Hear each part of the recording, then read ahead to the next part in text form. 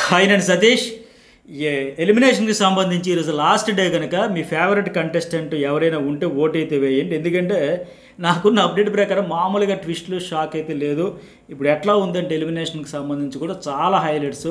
బాటంలో ఉండే కంటెస్టెంట్స్ అయితే నెక్స్ట్ లెవెల్ క్యాంపెయినింగ్ చేస్తున్నారు. మొత్తం ఎలిమినేషన్ని తారుమారు చేసేసే రేంజ్లో వాళ్ళ ప్రయత్నాలు అయితే నిజంగా మెచ్చుకోవాల్సిందే, అప్రిషియేట్ చేయాల్సిందే. ఎవరి ప్రయత్నం వాళ్ళు చేయడంలో తప్పే లేదు కదా. కానీ ఈ రేంజ్లో నేను కూడా ఊహించలే. చాలా అప్డేట్స్ అయితే ఉన్నాయి దేని గురించి అని చెబుతా. అట్లాగే మరి ఈ వీడియోలో 8 మందిలో ఎవరు వెళ్ళిపోవాలనుకుంటున్నారో ఫస్ట్ ఒక మెసేజ్ పెట్టండి. ఈ వారం 8 మంది ఉన్నారు కనుక ఎవరు వెళ్ళాలి, ఎలిమినేట్ అవ్వాలనుకుంటున్నారో ఒక మెసేజ్ పెట్టండి. లేదా మీరు హాట్స్టార్లో వేస్తారా, లేకపోతే మిస్డ్ కాల్ ఇస్తారా, ఎట్లా అఫీషియల్గా ఓటు వేస్తున్నారో. అన్అఫీషియల్గా మన న్యూస్ బౌల్ ఛానల్లో కూడా ఒక ఒపీనియన్ పోల్ పెట్టా, అందులో కూడా ఓటు వేయండి. న్యూస్ బౌల్ అండ్ జర్నలిస్ట్ అది ఫస్ట్ టైం చూసే వాళ్ళు ఎంతవరకు సబ్స్క్రైబ్ చేసుకోకపోతే సబ్స్క్రైబ్ అయితే చేసుకోండి. అట్లాగే ప్రోమోకి సంబంధించి కొత్త కెప్టెన్ ఎవరు అయ్యారు ఏంటి ఫుల్ డీటెయిల్స్ కూడా జర్నలిస్ట్ అదిస్లో అప్లోడ్ చేస్తారు. సరే, ఇప్పుడు ఆయేష రాదు తెలిసిపోయింది, పక్కా కన్ఫర్మ్. ఆమె అయితే ఇప్పట్లో వచ్చే అవకాశం లేదు. సో డబుల్ ఎలిమినేషన్ ఉంటుందా ఉండదా దానికి సంబంధించి. అట్లాగే భరణి శ్రీజర్లో ఒకవేళ ఇద్దరినే ఉంచుంటే ఆయాష వచ్చుంటే ఖచ్చితంగా డబుల్ ఎలిమినేషన్ వారం ఫిక్స్ చేసేవాళ్ళు. బట్ ఇప్పుడు దమ్ము శ్రీజ ఎలిమినేట్ అయిపోయింది, ఆయాష రాదు. ఇక భరణి ఒక్కడే కనుక 13+14. ఈ వారం డబుల్ ఎలిమినేషన్ ఉంటుందా ఉండదా అనే డిస్కషన్ నడుస్తూ ఉంది. ఉంటే మరి ఎవరు ఉంటారు, లేకపోతే సింగిల్ అయితే ఎవరు ఉంటారు, గేమ్ ఎట్లా చేంజ్ చేస్తున్నారు, బయట తీవ్రమైన ప్రయత్నాలు అనేది కూడా చెబుతా.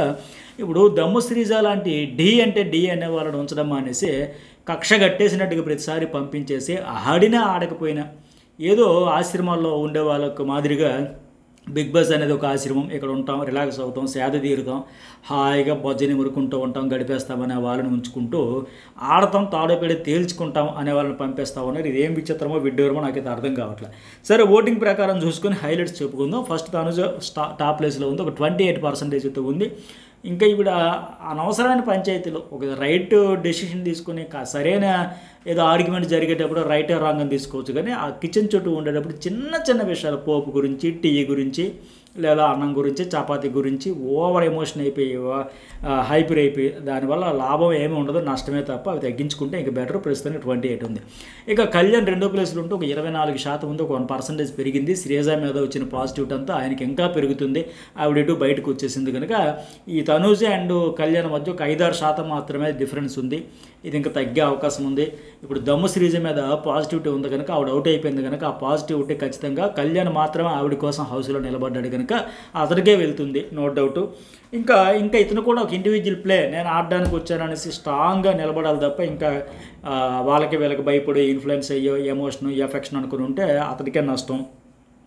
అలాగే సంజన ఒక 17% స్టేబుల్గా ఉంది. కంటెంట్ అయితే తగ్గింది, టాస్కులు కూడా ఆడేదిలో బయట నుంచి ఎంకరేజ్ చేసుకుని అయినా సరే ఆవిడకంటూ ఒక ఫిక్స్డ్ ఓటింగ్ ఉంది కనుక పక్కా సేఫ్ జోన్లో ఉంది. వీళ్ళ ముగ్గురు పక్కా సేఫ్, మిగతా 5 రిస్క్లో ఉన్నారు. ఇక నిన్నటి వరకు 4వ ప్లేస్లో ఉండే రామురాజు ఒక % తగ్గి కిందకి పోతే రీతు చౌదరి కాస్త పైకి వచ్చింది. ఒక 8% ఓటింగ్ అయితే జరిగింది, కొద్దిగా పెరిగింది. డీమోన్ ఇష్యూ తర్వాత మహిళలు ఎవరు కూడా యాక్సెప్ట్ చేయరు. నీవంటే అంత ఇష్టం ఉంటే ఎంత ఇష్టం అనేసి అంత చెబితే మాత్రం మరీ అంత లోకుగా చూస్తావా, అట్లా ఫిజికల్ ఏంటి మ్యాన్ హ్యాండ్లింగ్ మాదిరిగా అనిపించింది. సంజన చెప్పినట్టుగా అట్లా కనిపించింది, ఇలా విసిరేయడం. అది కూడా 2 సార్లు చూస్తే ఎవరికైనా ఆ మహిళా ప్రేక్షకులు యాక్సెప్ట్ చేయరు. ఏంటిది డామినేషన్ ఏంటి అని మాదిరిగా ఉంటుంది. రీతు చౌదరికి మరీ అంత ఇష్టపడిన దానికి ఇంత అలుసు అయిపోయిందా, లోకు అయిపోయిందా, మరీ ఆవిడ అంత ప్రేమగా చూపించినా సరే సింపతి అయితే వస్తుంది. పర్టికులర్గా మహిళల నుంచి సెల్ఫ్ రెస్పెక్ట్ అంటూ ఉండాలి. ఆవిడ కూడా నువ్వెంత ఏంటిది అన్న మాదిరిగా ఉంటే బాగుండేది. ఎప్పటికైనా మించిపోయింది లేదు, నీ ఆటని ఇది నా ఆట నాదని చెప్పుకొని తెగదంపులు చేసుకుని ఎవరి గేమాలు ఆడుకుంటే బాగుండేది. బట్ చేసుకోవడం వల్ల రావాల్సినంత మైలేజ్ సింపతి రాకపోయినా కొంత బెటర్. ఆ ఇష్యూ తర్వాత ఆ పాజిటివిటీ కొద్దిగా పెరిగింది, సింపతి పెరిగింది, పాజిటివిటీ అని కాదు. 8% వచ్చింది. ఇక ఈమె తర్వాత రామురాజు 4వ ప్లేస్ నుంచి 5వ ప్లేస్కి వచ్చి ఒక 7% ఉన్నాడంటే ఉన్నాడు, ఆడానంటే ఆడాడు, అరిచానంటే అరిచాడు, అట్లాగే ఉన్నాడు తప్ప ఇంపాక్ట్ అయితే క్రియేట్ చేయలే. రాము కూడా ఫిక్స్ అయిపోయి ఎన్నోసార్లు మనం బాటంలో ఉన్నాం, 2-3 సార్లు.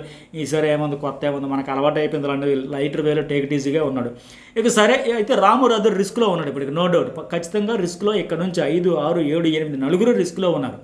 ఇప్పుడు తర్వాత డీమోన్ పవన్ 6%.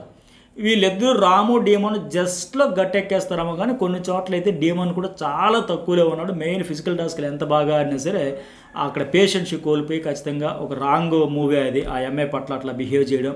ఎవరెంత చెప్పుకున్నా సరే ఆ విషయంలో మాత్రం తప్పు పట్టాల్సిందే, తప్పే అది. ఖచ్చితంగా నాగార్జున గారు ఎల్లో కార్డు లేకపోతే గేట్లు ఓపెన్ చేయండి, ఏదో ఒక వార్నింగ్ అయితే ఇస్తారు, ఇచ్చి తీరుతారు, ఇవ్వాల్సిన అవసరం కూడా ఉంది. ఆయనకే మంచిది. మరి అంత ఎమోషన్ ఎందుకయ్యా, అంత ఆవేశం ఎందుకయ్యా, కొద్దిగా తగ్గించుకొని ఆ ఫోకస్ ఏదో ఆ సీరియస్నెస్ ఏదో ఆ కసేది ఇక్కడ పెట్టచ్చు కదని క్లాస్ పీకితే మంచిదే, మార్చుకుంటాడు కదా. అట్లాగే 7వ ప్లేస్లో గౌరవ్ ఉన్నాడు, ఒక 5% జరుగుతూ ఉంది. ఇప్పుడు నిన్న ఒక మాట చెబుతాడు కెమెరాలతో, నామినేషన్లో ఉన్నాడు కదా, టెన్షన్తో ఉన్నాడు. మొన్న శ్రీజకి చెప్పినట్టుగా నేను లాయల్ ఉన్నాను, నేను ఖచ్చితంగా నీకోసం ఆడతాను, 100% ఇస్తా, పర్ఫామ్ చేస్తానని చెప్పుకుంటూ ఇక్కడ భరణి ఏమో నిఖిల్ సెలెక్ట్ చేశాడు, ఇమ్మాన్యుల్ సెలెక్ట్ చేశాడు, దివ్యాన్ని తీసుకున్నాడు, వీళ్ళందరినీ సెలెక్ట్ చేసుకున్నాడు ఆయన ఫ్యామిలీని. అటకి దమ్ము శ్రీజ కళ్యాణ్ తీసుకుంది, డెమోని తీసుకుంది, ఇట్లా ఈవిడ ఫ్రెండ్స్ అందరిని ఈవిడ సెలెక్ట్ చేసుకుంది. నన్ను ఎవరు తీసుకోవాలా, నా అంతా నేనే శ్రీజ దగ్గరికి వెళ్ళాను. చాలా భయపడుతున్నాడు, టెన్షన్ పడుతున్నాడు, నామినేషన్లో ఉన్నాడు కానీ ఎలిమినేట్ అయిపోతున్నాడు, విపరీతమైన ఒత్తిడికి గురవుతున్నాడు. పైగా దివ్య కూడా ఇతను దారుణంగా మాట్లాడడంతో ఆవిడ కూడా క్లాస్ పీగుతారు వీకెండ్లో. అంత హైపర్ టెంపర్ అవసరమా అని లెక్క. సరే, మరి ఆవిడకి ఎలాంటి క్లాస్ ఉంటుందో కూడా చూద్దాం.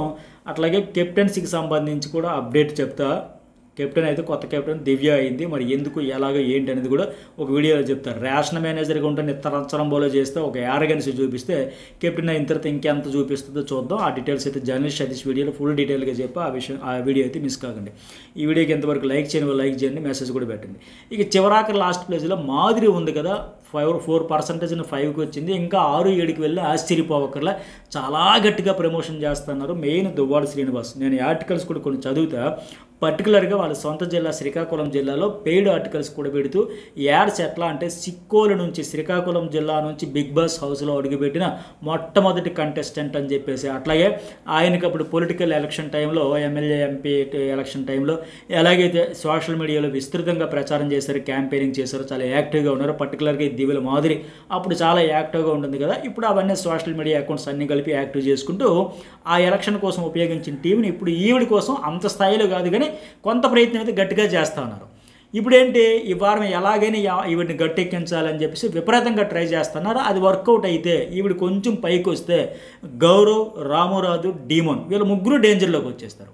ఇప్పుడు ఎందుకంటే ఇతడు రెగ్యులర్గా టీవీ ఛానల్స్లో, యూట్యూబ్ ఛానల్స్లో దువ్వాడ శ్రీనివాస్ కూర్చొని మాకు డబ్బులు ముఖ్యం కాదు, బిగ్ బాస్ టీం వాళ్ళు ఎంత ఇస్తా అంత అన్నారు. అలాగే ఒకవేళ ప్రైజ్ మనీ గెలిస్తే వికలాంగులకు, పేదలకు ఇచ్చేస్తామని కూడా ఇప్పటికే చెప్పారు, చెప్పుకుంటూ వస్తున్నారు. అట్లాగే ఇంకోటి ఏంటంటే కాలేజీలు, విలేజ్లు ఏవి వదలట్లా. నాకు పర్టికులర్గా శ్రీకాకుళం జిల్లాలో కూడా కొందరు మీడియా మిత్రులు వీళ్ళందరితో కూడా మాట్లాడుతూ, అన్న ఏందన్న ఆ రేంజ్లో చేస్తున్నారు, మామూలుగా చేయట్లేదు, రచ్చ విపరీతంగా చేస్తున్నారన్న. బిగ్ బాస్ హౌస్ వాళ్ళు ఇచ్చే డబ్బులు కాదు, మీకు నేస్తే ఎంత ఇస్తే అంత ఇవ్వండి, లేకపోతే అది మ్యాటరే కాదని చెప్పారు. ఇక్కడ కూడా ఖర్చు పెడుతున్నారు బాగా. ఇప్పుడు సీజన్ 2 గుర్తుకొస్తుంది నాకు. అప్పటి నుంచి ఇప్పటి వరకు ఒక ఫ్లోలో వెళ్తుంది ఈ పిఆర్ టీమ్స్. ఇదైతే కనీసం కొంతమంది అయితే నెక్స్ట్ లెవెల్ 30-40 వేలు ఐడీలు, మెయిల్ ఐడీలు పెట్టుకొని కూడా బాధేస్తారు. తక్కువ 3,000 నుంచి 30-40,000 వరకు. సో మొత్తం ఇప్పుడు సినారియో మారిపోయి గత కొన్ని సీజన్ల నుంచి. అయితే ఎక్కడో బెంగళూరులో, ఎక్కడో హైదరాబాద్లో పెట్టుకుని ఈ ఫేక్ మెయిల్స్తో 100,000 వేసుకుని బిగ్ బాస్ కూడా ఈ కాన్సెప్ట్ మారిస్తే బెటర్. లేకపోతే ఏమవుతుంది, వీళ్ళు ఇప్పుడు కొన్ని తప్పలేదు. ఇప్పుడు ఎవరు మాధురికి సంబంధించి బహిరంగంగా ఓపెన్గా నీగో మాకు ఓటేయని ఎట్లా తెలుసు, ఆర్టికల్స్ కూడా మీకు ఇది కనిపిస్తుంది లేదు, ఇదో నాడు అతడి కోసం ఆమె, ఆమె కోసం అతడు అని చెప్పేసి కూడా ఆర్టికల్స్ ఇట్లా చేస్తా కనిపిస్తుందా.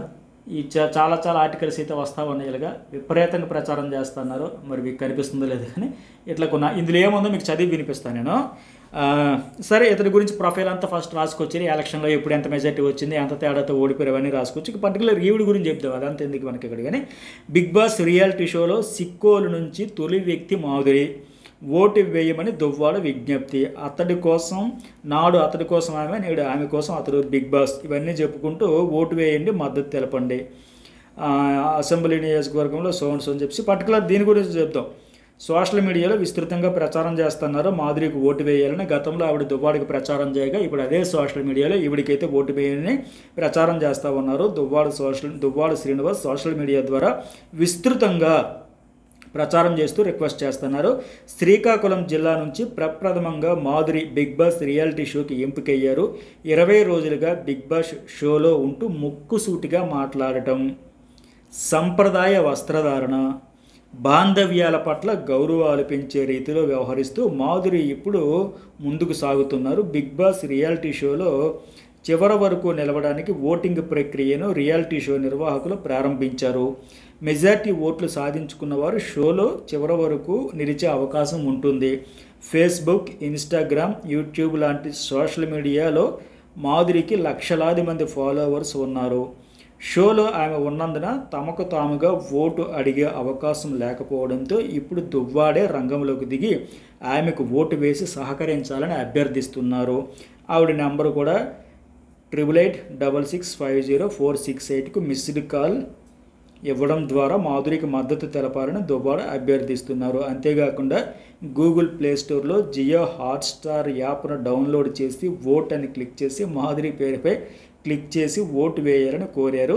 ఈ నెల 31 అర్ధరాత్రి 12 గంటల వరకు ఓటింగ్కి అవకాశం ఉందని దువ్వాడ తెలిపారు. ఇలాంటి ఆర్టికల్స్ అయితే పెయిడ్ న్యూస్, పెయిడ్ ఆర్టికల్స్ విపరీతంగా చేస్తూ ఉన్నారు. సో ఇంత కష్టపడుతున్నారు, కాలేజీలకి, విలేజ్లకి, స్టూడెంట్స్కి అందరికి వెళ్ళి వాళ్ళు సర్వశక్తిలా ఒడ్డుతూ ఉన్నారు కనుక అటు ఇటు అయ్యి ఇప్పటికైతే కొద్దిగా పైకి వచ్చింది, రిస్క్ జోన్ నుంచి బయటపడిపోయింది.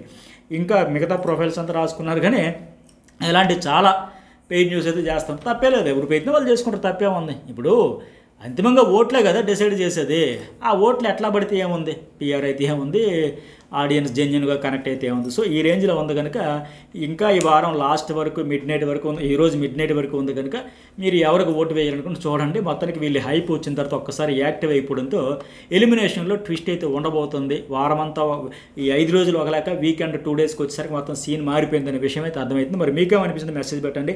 అట్లాగే కెప్టెన్సీకి సంబంధించి కూడా ఒక మెసేజ్ అయితే పెట్టండి. ఎవరు అయ్యి ఉంటారని గెస్ట్ చేశారు. నేను ఇప్పటికే చెప్పే కదా దివ్య అయ్యింది ఎట్లా అనేది జర్నలిస్ట్ అయితే ఛానల్ అయితే మిస్ కాకండి.